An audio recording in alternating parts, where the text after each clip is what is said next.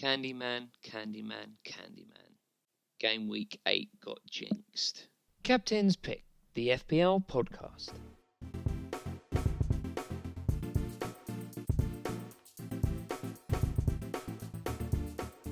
Hello and welcome to the 10th episode of Captain's Pick, the FPL Podcast.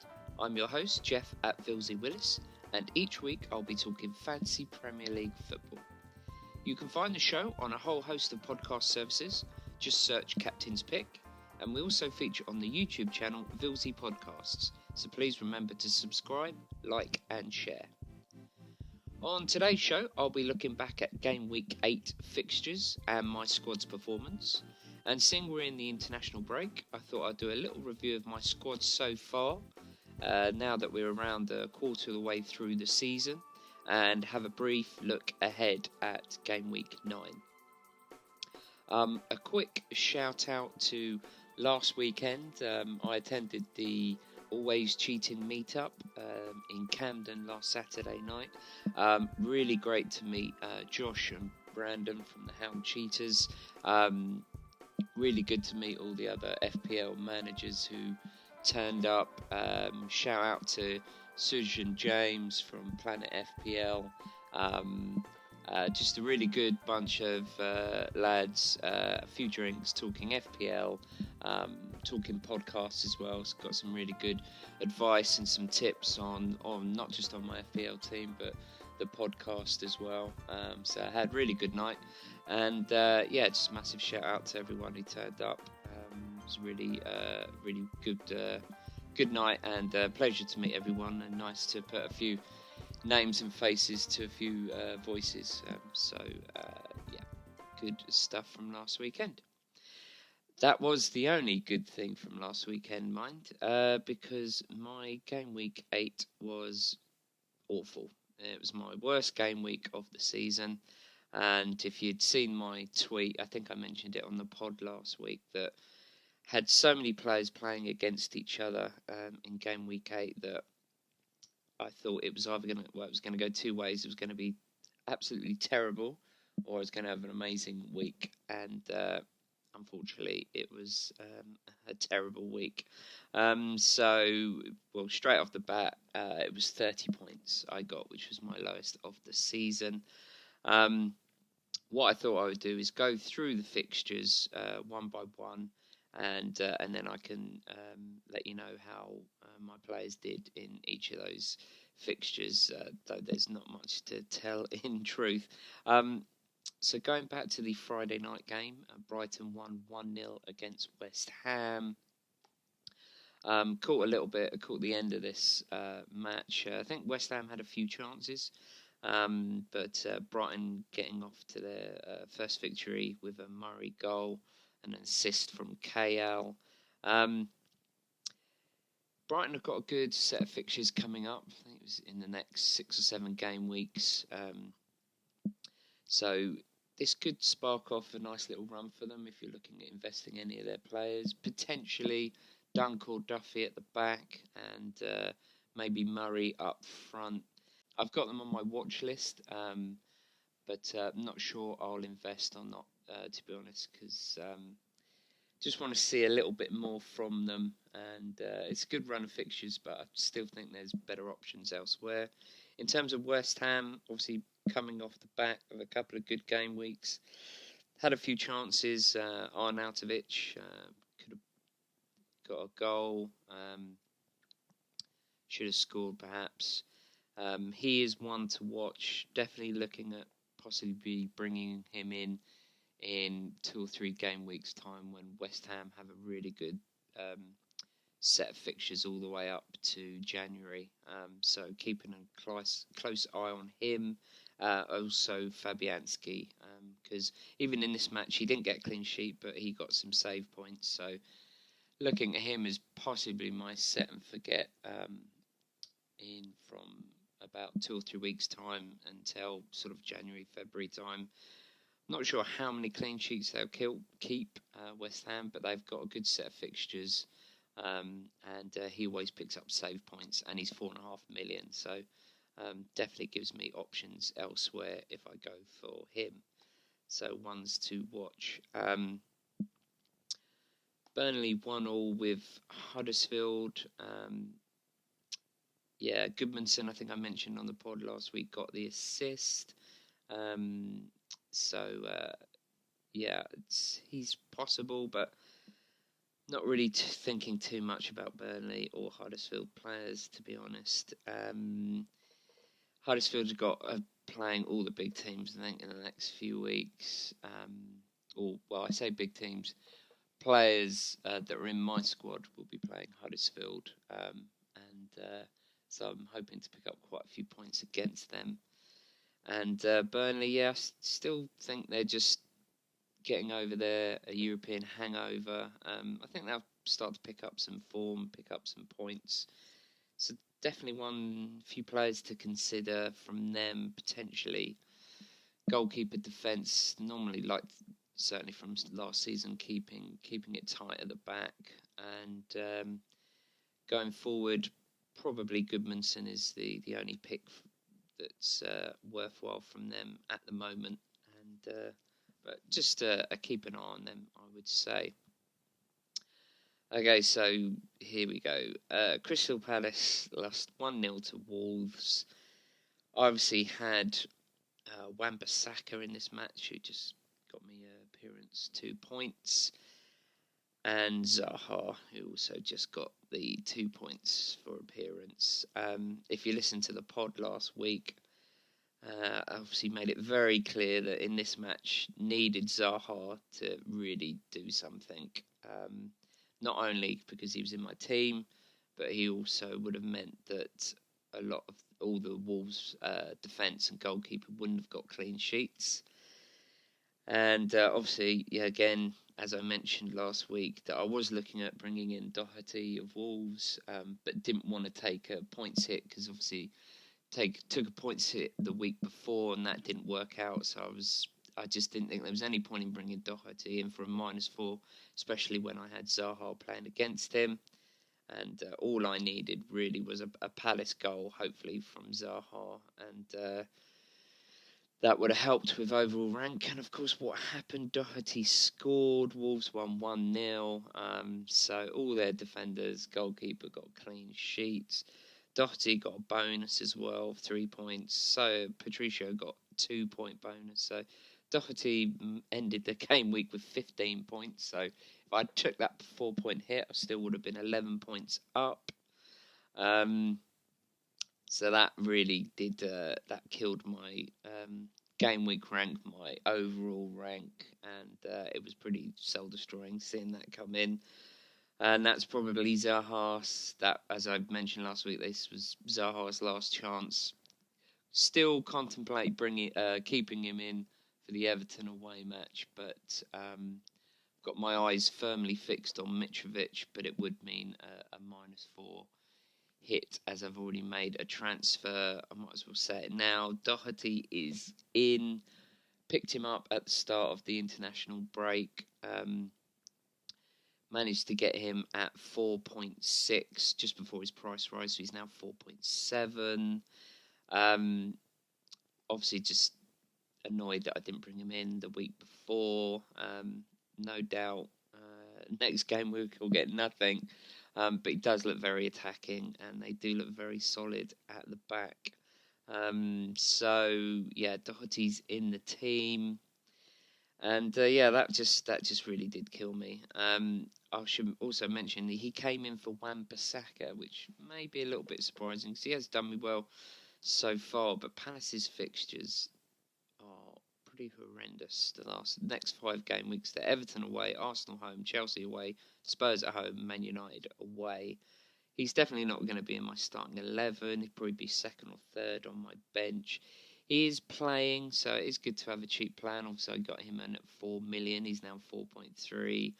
I think so I sold him for 4.1. He may drop down to 4.2 and could potentially come back in my team later in the year. But I'd say he's a good option because it looks like he's going to play most of the season. So he can always come off your bench, but wouldn't want him coming off my bench really in the next 5 weeks.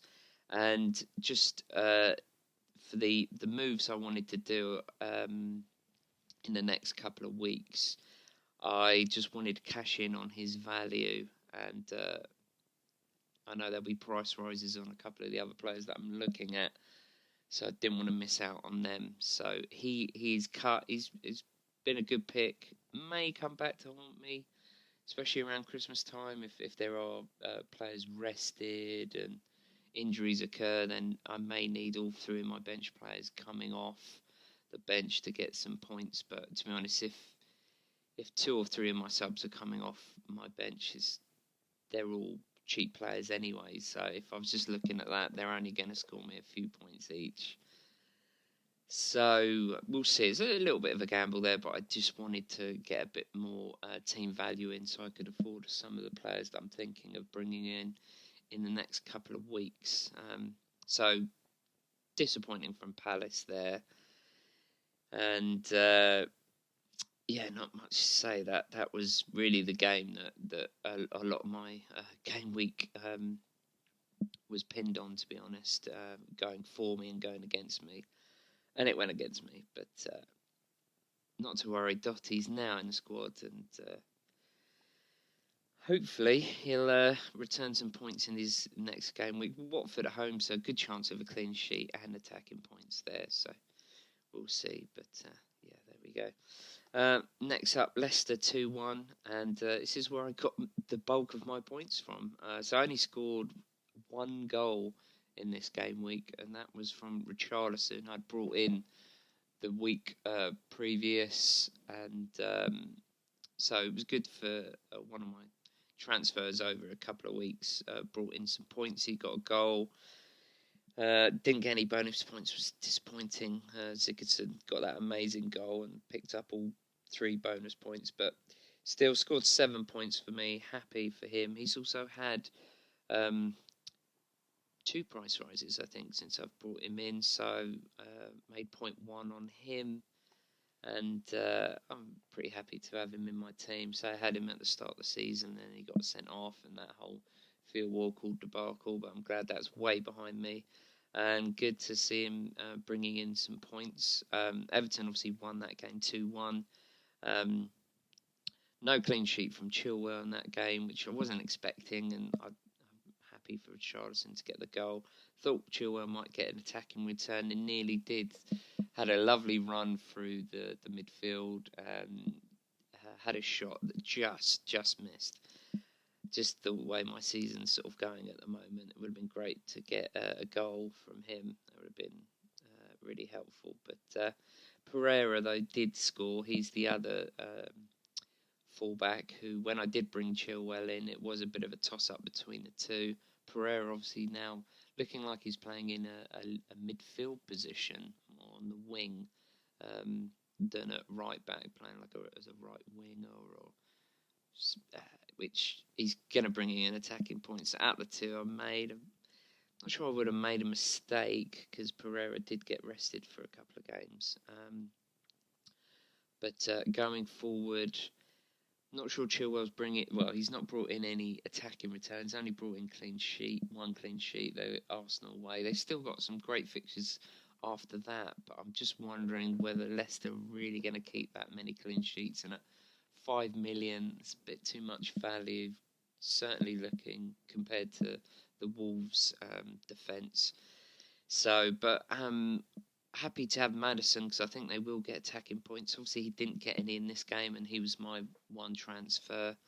So that was a little bit disappointing, but glad to have him in my team. And I think going forward, possibly transferring out Chilwell. I think he still may pick up a couple of clean sheets in that run of good fixtures, but I think it's just too expensive to take that risk. Happy just to have the Leicester coverage from attacking point of view with Maddison. So Maddison just picking up 2 points in that game. Chilwell got booked, so he got 0 points. So bit gutting there, but at least Richarlison got me the goal. And then I suppose the other big game after the Palace Wolves disappointment, Spurs winning 1-0 against Cardiff, and as I mentioned on the pod last week, and everyone stopped jinxing Kane, just had a feeling that he might blank, considering all the moves people were making to bring him in the team. Obviously, I already had him in my team. It was always my plan to captain him in game week 8. Had a 100% captain record up to that point, with rotating between Salah and Aguero in home games. It was the logical captain's pick for me in that game, and obviously blanked and got a booking. So he only got 2 points. So my first captain blank of the season in a bad game week already. That really did kill my team and my overall rank. Spurs obviously won 1-0. Dyer getting the goal. And just really disappointing. I did consider, just because I had Kane in my team anyways, if he'd gone big, I would have got the points and maybe just captained someone else, just because I had this just horrible feeling that all these people bringing him in, getting rid of Aguero to then just bring Aguero back for game week 9, it was just always going to fail, I think. And so I nearly just went and captained Aguero or Salah, knowing that I had Kane anyway, so I would have covered the points in a way. But Salah and Aguero both blanked as well. So literally, there was no good candidate for captain. It would have been Richarlison, would have been the only one who would have got me any points, and he would have been sort of fourth or fifth choice for captain's pick. So it was never going to happen for my captain's pick. I think really Hazard was the only viable option. Obviously, didn't have him in my team. Looking at all the big hitters, I think he was the only one who really returned. So he was the obvious choice, certainly if you had Hazard in your team. And obviously, he hauled big, and that obviously killed my rank as well. So yeah, disappointed for Kane, and still think I think a lot of people would get rid of him to bring Aguero back in for the Burnley game. Obviously, I don't have that problem, so I'll probably still keep him for West Ham away. Hopefully, he can get back in my good books, score some points there, because that probably is his last game week in my squad, certainly until game week 15. Looking at getting him out for about 5 games where they've got some tricky fixtures, and I prefer Liverpool and Chelsea fixtures in that run. So looks like West Ham away will be his last game in my squad for 5 game weeks until game week 15, which they have Southampton at home.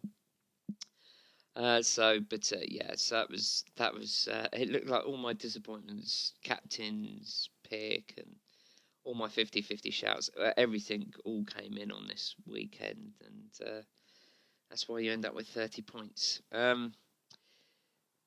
Watford lost 4-0 at home. Didn't see that one coming. I knew Bournemouth were doing well attacking-wise, but obviously Watford getting that red card, that killed it for them. Wilson King smashing it in. Slightly gutted I don't have any Bournemouth attacking cover. Certainly for their next 2 fixtures, Southampton at home, Fulham away, both leaky defences. So I'm just going to have to hide a little bit behind the sofa at those 2 matches. I don't have any Bournemouth cover. Don't really want to get in any cover either, because after those 2 game weeks, they've got, in the next 9 game weeks, they play Man United, Arsenal, Man City, Liverpool, Spurs, Man United again. So don't really want to have any Bournemouth players in for that run. Potentially, if I do get rid of Zaha, I have been looking at Mitrovic, but if he gets injured in this international break, then potentially King or Wilson could come in. I definitely have the funds for that. They'd maybe come in for one of those game weeks, or maybe 2. So it's a possible move there, but certainly eyeing up Mitrovic. I think he scored 2 goals in the international break so far, so he's looking decent. He's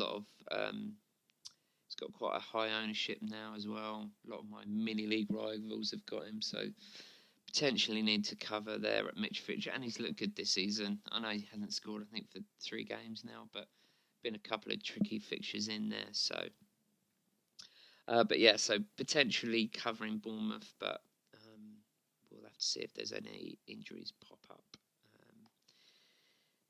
Man United, this game happened just before the FPL meetup, so I was actually on the tube, riding pretty much the whole Northern line to get up to Camden, so I missed most of this game. Well, actually, Newcastle were 2-0 up before I jumped on the tube, and then by the time I got out the tube, the match was finished and United had won 3-2. So, still not really looking at any Man United options here. Just too inconsistent in terms of team selection and form. Just a wait and see on them. Newcastle have got this amazing set of fixtures all the way to January, but who do you pick from them? Even though Kennedy scored in this match, I'm not convinced by him. I think it's just better options. And defensive-wise, that's, I think, where you'd look to invest. Certainly at home, I could see them picking up a few clean sheets, but they've still not really showed me too much to convince me to bring any Newcastle backline in. I just think with Wolves doing so well, I think their options are better.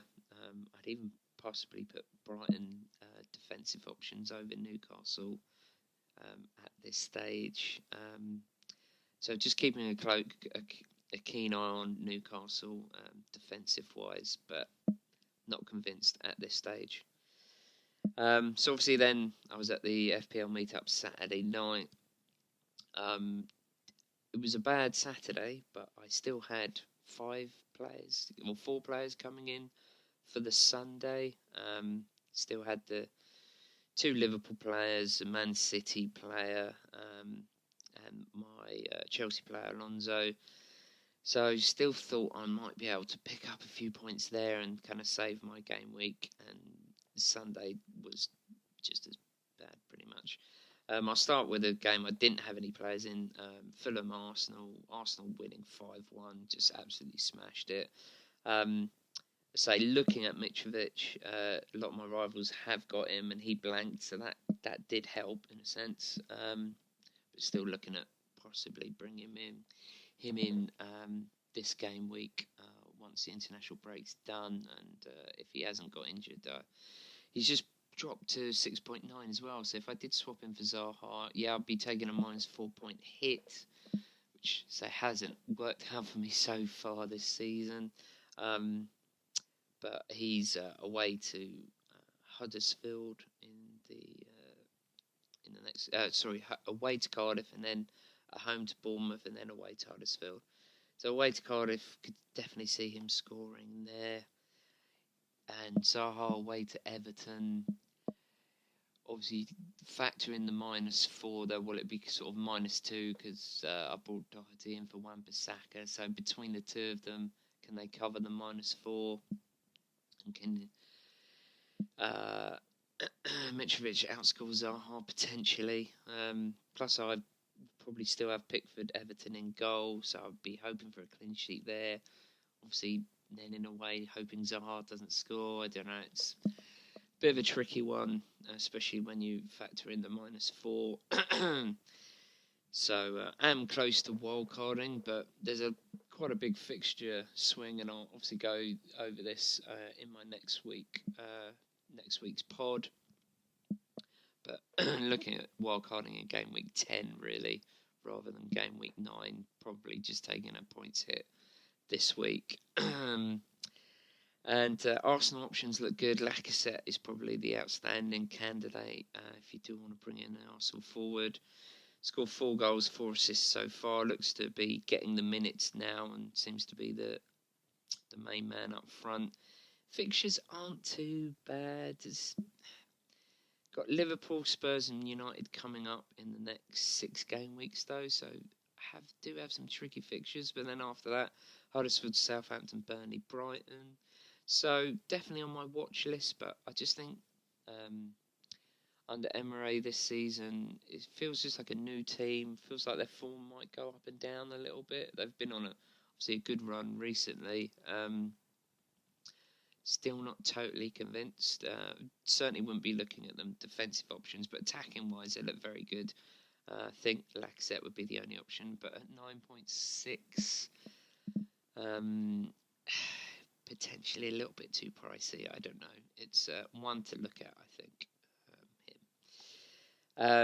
Chelsea 3-0. Obviously, I'm Chelsea man, so happy to have won that game 3-0. Thought it potentially could be a little bit tricky. Not had an amazing record away at Southampton, but and again, as I said on the pod last week, if Hazard does something that's going to kill my rank, I think he's up to 47.4% owned now in the. So it's nearly half of all teams have him, so that certainly killed me. Killed my rank. He obviously got on a goal, an assist, and all 3 bonus points. Massive haul. Obviously, a lot of people captained him as well, so that was a huge swing. But again, I'm not too fussed. Happy to see him doing well, and I think he's done enough now. Well, he probably did enough after the first few game weeks, but he's certainly done enough, I think, to convince me that I need him in my team. Chelsea got Man United at home. Okay, obviously Man United haven't been great, but I think I'm looking at bringing him in on my wild card. Out Kane would go, bring in Hazard. I think they got Burnley away, then they've got 2 home fixtures after that against Palace home, Everton home. Just don't think I can go too much longer without him in my team. He may be just on one of those seasons where he does great stuff, and again, it's hard to not have him in my team, especially when he's doing the business for my team I support. So I think he's got to come in. Obviously, got my other points really. My only clean sheet came from Alonso. No attacking returns. Seems to be not getting forward quite as much. Still getting in and around the box, which is good to see. But keeping a close eye on him. It does seem to be not going forward as much as he was at the start of the season, which isn't too bad because it means he's picking clean sheets up. But need to be seeing some attacking returns from him, especially I think he's price rised up to 7 million now, so made a bit of cash on him, but kept 2 clean sheets in the 4 games I've had him now, so it'd be nice for some attacking returns from him. But a good win for Chelsea. And then Liverpool City, the last result I needed really was a 0-0. Had obviously Aguero and Salah, they both blanked. And then Trent Alexander-Arnold, if you told me pre-game that he was going to get rested, if I was on a good game week, might not have been too bad considering they were playing Man City. I maybe would have took that. Obviously, they got the clean sheet, so Robertson owners obviously got the better of us TAA managers. He obviously didn't come on at all, so he got 0 points. And so that was a bit disappointed. Slightly, a slight concern now whether he's going to get rotated and rested in the next few game weeks. Liverpool got a good run of fixtures. 3 out of the next 4 against Huddersfield, Cardiff and Fulham. But I'm hoping that was very much. They had a tough midweek game and they just wanted a little bit more stability at the back in that right back position. So hopefully that's not an issue going forward, but I'll be keeping an eye on that. And so that pretty much has rounded off a very disappointing game week. So as I said, Lerma came off my bench to replace Alexander-Arnold and got 3 points. So that actually helped out quite a bit. Could have been lower than 30s, which would have been horrendous. But so final points 30. The average points in the FPL total players was 50 points. I was 20 lower, so that smashed my overall rank. A game week rank of 5,390,000. So it was only another 300,000 managers who probably not even playing the game anymore got a worse score than me.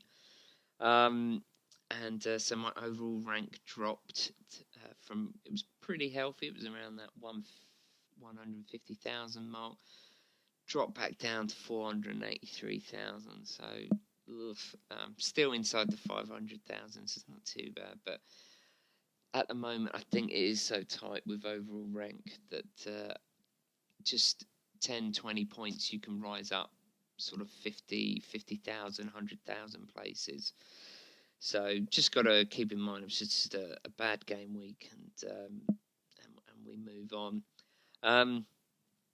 So yeah, just in terms of, say, we're a quarter of the way through the season now, so I thought I'd just do a little bit of a review of how my squad's done so far, any mistakes I've made, and then just sort of a little look ahead at some moves.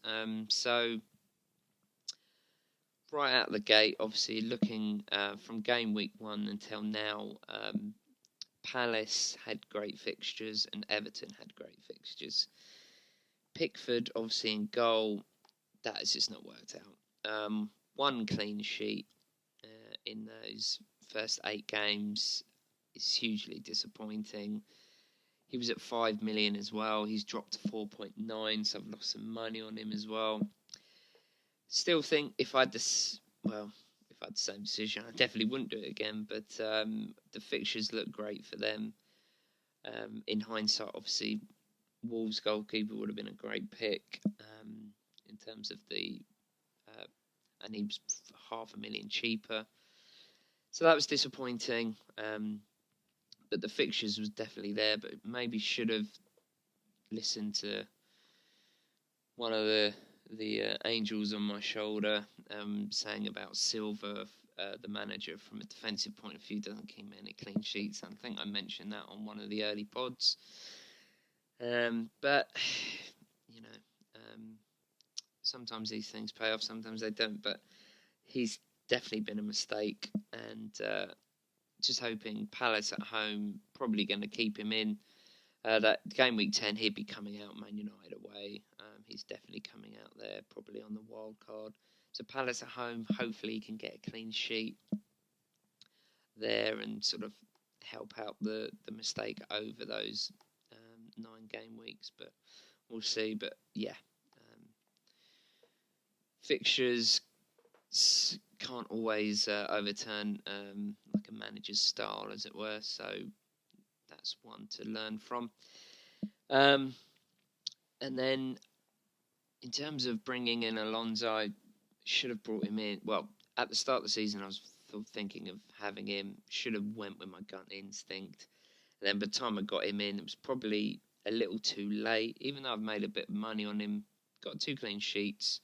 His ownership is so high, 46.1%. So kind of needed to bring him in. Should have brought him in the game week 1 week before I did, which coincided with, I think it's one of my biggest mistakes, was the Richarlison red card. Definitely threw me. Brought in Walcott, just kind of chased a little bit of money there. Still think Everton had good fixtures. Richarlison would have stayed and played in those 2 games if he hadn't got sent off.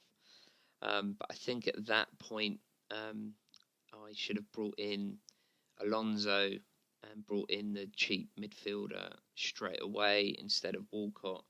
That week, Alonso scored 9 points, and I was looking at Holberg, who I think returned in the next 2 game weeks. So yeah, definite mistake there.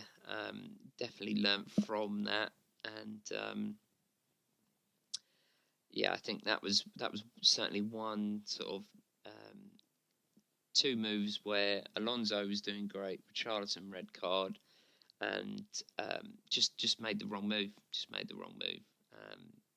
So that's, yeah, definitely one to learn from. One of my other transfers that I brought in, Chilwell, again, mentioned it earlier, still think he may get some more clean sheets. It hasn't quite panned out the way I wanted to.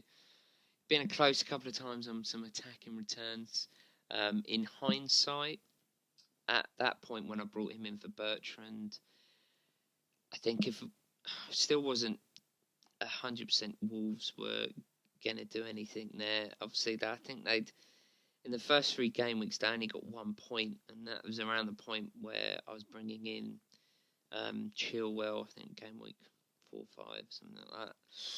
And at that point is when I should have brought in Doty or one of the Wolves players, potentially instead of Chilwell. Would have got me some extra money and would have brought in the returns that they've all had in the last few game weeks.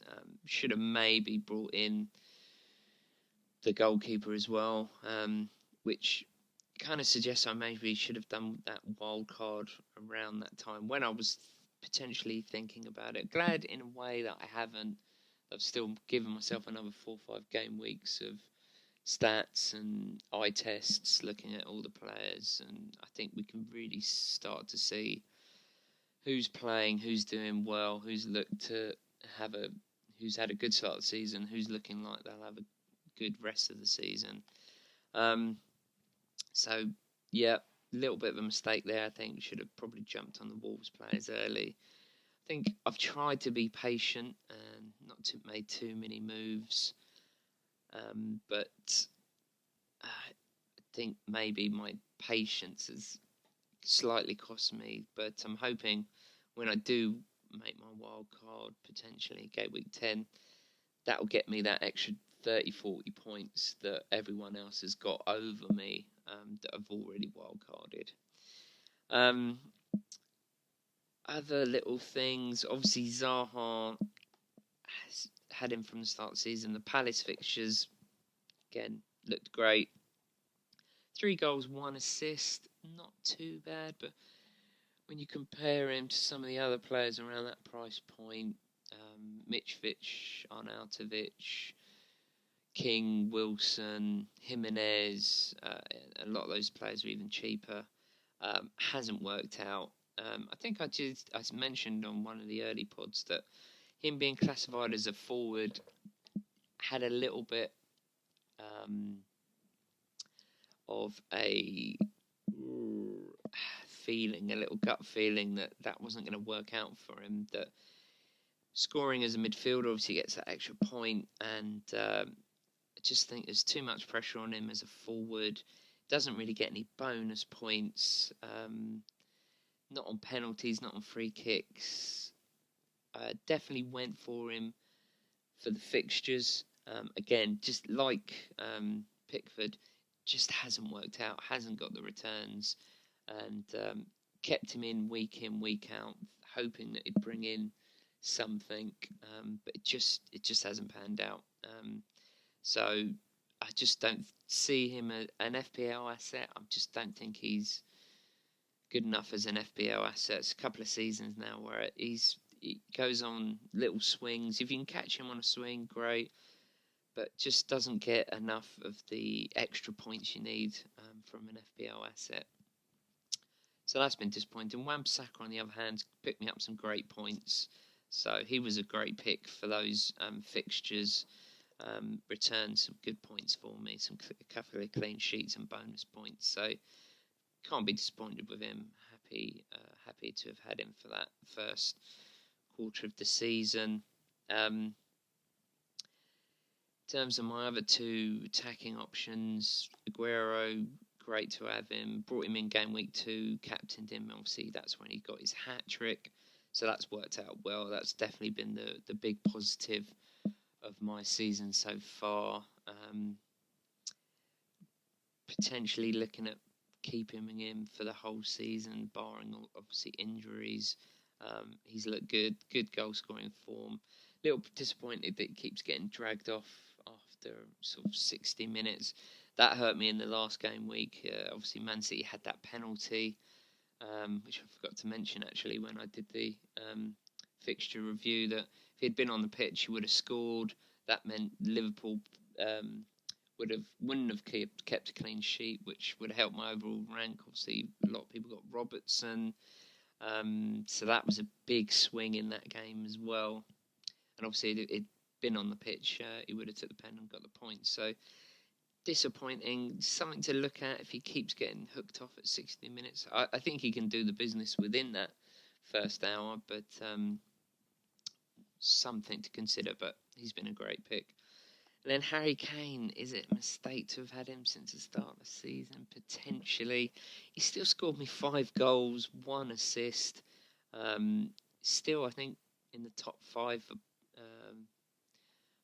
I think he's in the top 3 for forwards, top 5 or 6 for points scored overall. So he's still done the business for me. But that Cardiff at home, that was a real killer. He was definitely in the team for that. Going from doing the season, start over again, looking at it, the game weeks 15 to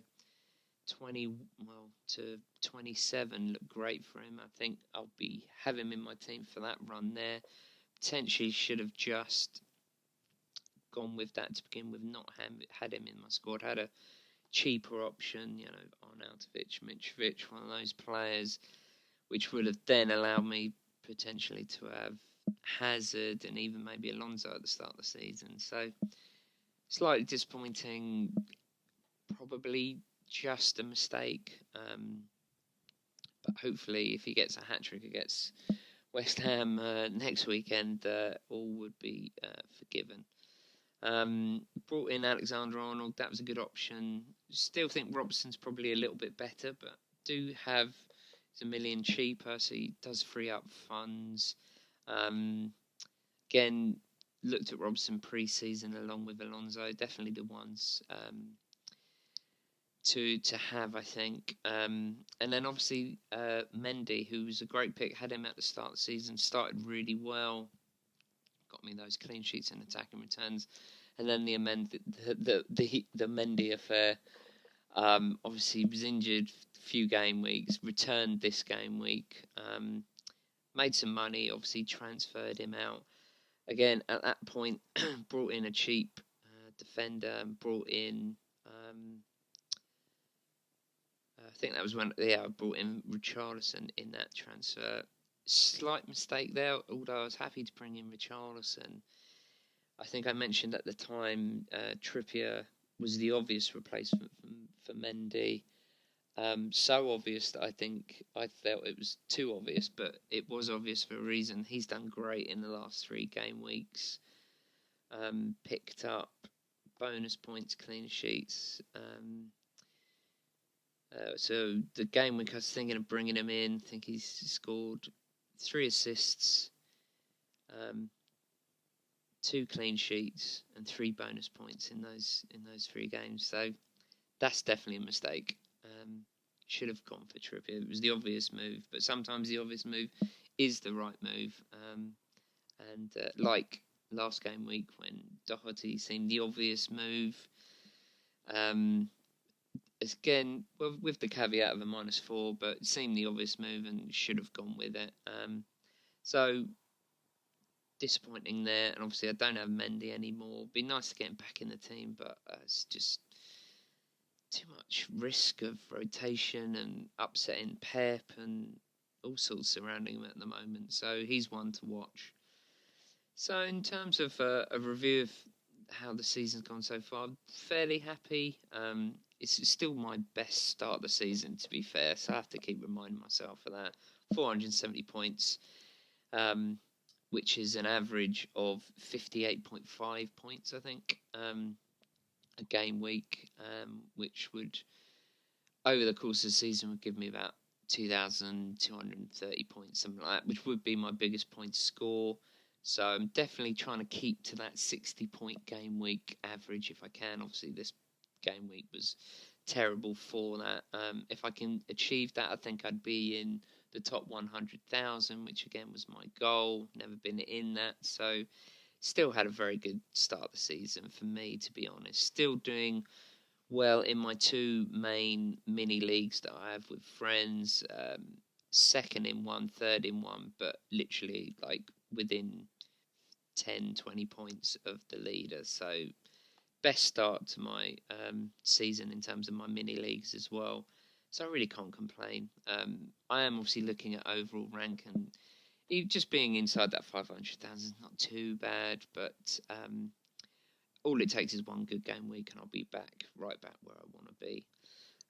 So that was a little review of my season so far. And just a brief look at ahead at game week 9. Obviously, I've made that transfer already for Doherty. Looking at Mitrovic coming in for Zaha would be in -4. So still not sure whether to make that move. It's just one that I know if I take out Zaha, I just got a feeling I'm going to take him out anyways for the Man United game. I think they've got in game week 10. Is it the Arsenal game? Sorry, game week 10. So I'll be taking him out in one game week earlier than I planned. But Mitrovic does look a good option, and I just think he'll outscore him. But with that -4 is the consideration. They're the only 2 transfers I'm looking at. Salah last night, a recording of this Saturday morning. Salah picked up a slight injury in the Egypt game. Did score straight from a corner, which is pretty crazy. Hoping it's just a minor knock. If it's anything more serious, that could potentially bring my wild card into this game week.